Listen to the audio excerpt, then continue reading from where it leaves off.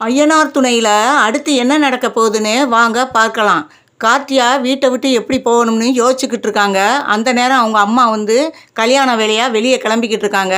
அப்போ அவங்க அத்தையை கூப்பிட்டு அவளை பத்திரமா பார்த்துக்கங்க, நான் இல்லாத நேரம் எப்போ எங்கே வெளியே ஏறுவா அப்படின்னு தெரியாது, அதனால் பத்திரமா அவளை பார்த்துக்கங்க, அவள் மேலே ஒரு கண்ணு இருக்கட்டும் அப்படிங்கிறாங்க. நீ தைரியமாக போ, நான் பார்த்துக்கிறேன் அவளை அப்படின்னு சொல்லிட்டு மருமகளை அனுப்பிச்சி விட்றாங்க. கஸ்தூரியும் கல்யாண வேலையாக வெளியே போகிறாங்க. இதுதான் சமயம் சொல்லிட்டு அவங்க வந்து கிளம்புறதுக்கு ரெடி ஆகிடுறாங்க கார்த்தியா. அந்த நேரம் வந்து நிலா ஃபோன் பண்ணுறாங்க. என்ன கார்த்தியா கிளம்பிட்டீங்களா அப்படின்னவும், அம்மா இப்போ தான் வீட்டை விட்டு வெளியே கிளம்புறாங்க, இன்னும் 10 நிமிஷத்தில் நான் இங்கே வந்துடுவேன் அப்படின்னு சொல்கிறாங்க.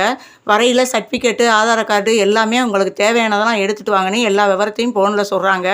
சரி, நான் எல்லாத்தையும் எடுத்துகிட்டு வந்துடுறேன்னு எல்லாத்தையும் எடுத்துட்டும் கிளம்பிடுறாங்க. இங்கே பார்த்தா மாப்பிள்ளையுடைய அம்மா அப்பா வந்து அதே கோயிலுக்கு, கார்த்தியாவுக்கும் சேரனுக்கும் நடக்கிற கோயிலில் வந்து அவங்க சொந்தக்காரவங்களுக்கு ஒரு பொண்ணுக்கு கல்யாணம். அந்த கல்யாணத்துக்காக அவங்க அட்டன் பண்ண இங்கே வந்திருக்காங்க. அந்த நேரம் இது வந்து கார்த்தியாவுக்கு தெரியாது. அந்த கோயிலுக்கு வந்து கார்த்தியா வந்து வந்துடுறாங்க. கார்த்தியாவை பார்த்ததும் சந்தோஷப்படுறாங்க எல்லாரும்.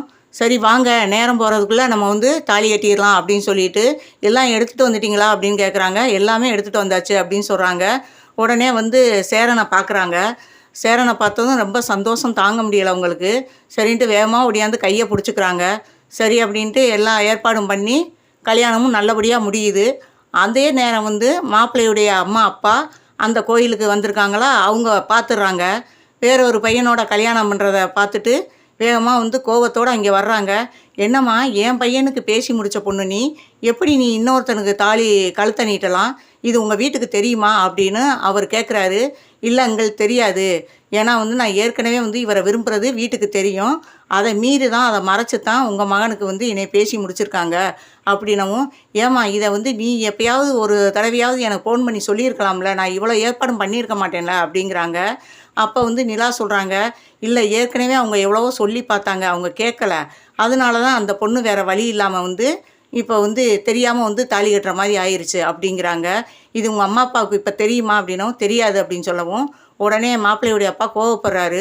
கோவப்பட்டு உடனே ஃபோன் பண்ணுறாரு அவங்க அம்மா அப்பாவுக்கு. கஸ்தூரி ஃபோனை எடுக்கிறாங்க. எடுத்ததும் என்ன அப்படின்னு கேட்குறாங்க. இங்கே ஒரு நிமிஷம் வாங்க முருகன் கோயிலுக்கு அப்படிங்கிறாங்க. என்ன விஷயம் சம்மந்தி அப்படிங்கிறாங்க. நீங்கள் வாங்க, இங்கே வாங்க, எல்லா விவரமும் உங்களுக்கே தெரியும் அப்படிங்கிறாங்க. பதட்டத்தோட என்னன்னு தெரியலையே, சம்மந்தி குரலில் ஒரு கோபம் தெரியுதே அப்படின்னு சொல்லிட்டு உடனே கஸ்தூரி அப்பாவையும் கூட்டிக்கிட்டு கோயிலுக்கு வர்றாங்க. கோயிலுக்கு வந்ததும் சேரனும் கார்த்தியாவும் மாலையும் கழுத்துமா நிற்கிறாங்க. பக்கத்திலே வந்து மாப்பிள்ளையுடைய அம்மா அப்பாவும் நிற்கிறாங்க. அதை பார்த்ததும் ஒரே அதிர்ச்சி ஆகிடுது கஸ்தூரிக்கு. அப்போ வந்து சொல்கிறாங்க, பார்த்தீங்கல்ல, நல்லா பொண்ணு வளர்த்து வச்சுருக்கீங்க பாருங்கள், இப்படித்தான் ஒரு பொண்ணு வளர்ப்பீங்களா அப்படின்னு சொல்லி கேட்குறாங்க. ஏண்டி எவ்வளோ நெஞ்செழுத்தம், அவ்வளோ தூரம் படித்து சொல்லியும் நான் வெளியே போன நேரம் இப்படி வந்து இவனுக்கு கழுத்தை நீட்டி கல்யாணமே முடிஞ்சு போச்சு, எல்லாம் நீ பார்த்த வேலை தானே அப்படின்னு நிலாவை சத்தம் போடுறாங்க. இங்கே பாருங்கள், எதுக்கு எடுத்தாலும் என்னைய சத்தம் போடாதீங்க, அவங்க 2 பேரும் மனசார விரும்புனாங்க, அதனால அந்த பொண்ணு ஓடியாந்து கல்யாணம் பண்ணிக்கிருச்சு, நாங்கள் வந்து ஆசீர்வாதம் பண்ணோம், அவ்வளவுதான் எங்களுக்கு அப்படிங்கிறாங்க. நடிக்காதடி ஓடுகாலி, நீ ஓடிட்டு வந்ததும் இல்லாமல் என் பிள்ளையும் வந்து வீட்டை விட்டு ஓடியாந்து இப்போ கல்யாணம் பண்ணுற அளவுக்கு நீ நடத்திக்க வச்சுட்ட அப்படிங்கிறாப்புல.